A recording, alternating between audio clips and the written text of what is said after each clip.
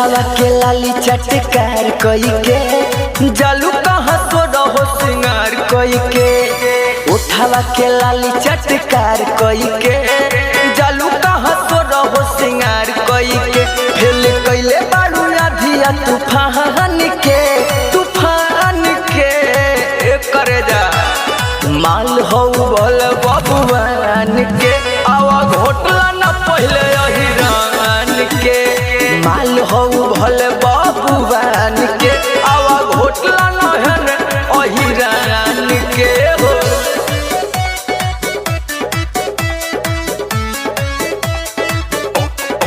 घोटला न पहले अहिरान के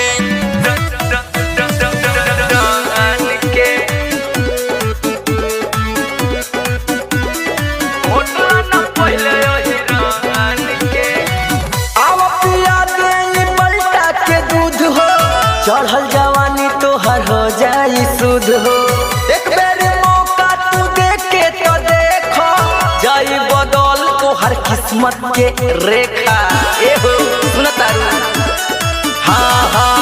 आवा पिया दे पलटा के दूध हो चढ़ल जवानी तोहर हो जाई सुध हो एक बेर मौका तू देख के तो देखो जाई बदल तोहर किस्मत के रेखा रेट बोला गोरी अपना सामान के हो माल हो भल बबुआन के आवा घोटला न पहले अहिरान के माल हो भल बबुआन के आवा घोटला न पहले अहिरान के सुन तारू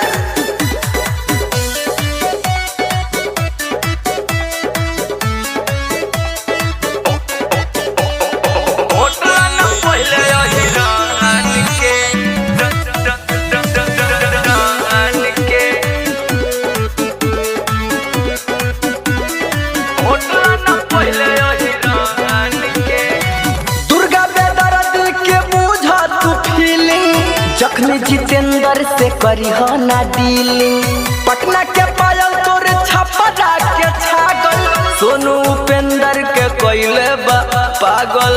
एहो एक करे जा